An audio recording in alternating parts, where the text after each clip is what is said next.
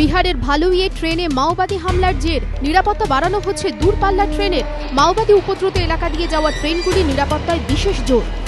বৃহস্পতিবারের ঘটনার পর হাওড়া স্টেশনে নিরাপত্তা বাড়ানো হয়েছে। দূরপাল্লার ট্রেনগুলিতে স্নিফার ডগ নিয়ে তল্লাশি চলছে।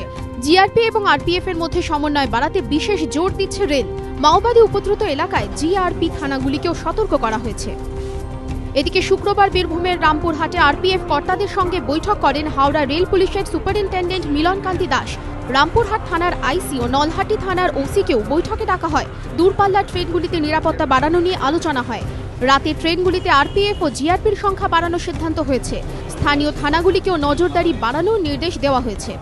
Rampurhat subdivision criminal affected area বা এখানে একটা খুব ট্রাভেল স্পটস থাকে, তারপর তারাপীঠ আছে, সব মিলিয়ে এটা খুব ব্যস্ত জায়গা। সেই সঙ্গে যেহেতু আমাদের ঝাড়খণ্ড এবং বিহার বর্ডার আছে, মাওয়িস্ট অ্যাক্টিভিটি ওদিকটা আছে বেশি করে, সেই হিসাবে সবাইকে একটু অ্যালার্ট করা এবং আমরা কী কী প্রিভেন্টিভ মেজার্স নিতে পারি সেটা মানে নিজেদের মধ্যে আলোচনা করে জয়েন্ট কোঅপারেশনটা কীভাবে বাড়ানো যায় সেই হিসাবে আমরা আলোচনায় বসেছিলাম, সেই হিসাবে আমরা আলোচনাটা করেছি।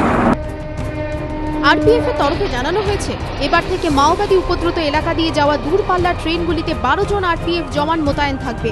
এ বিষয়ে ইতিমধ্যেই নির্দেশিকা পাঠানো হয়েছে। গোপাল চট্টোপাধ্যায় ও সুনীত হালদারের রিপোর্ট, এবিপি আনন্দ।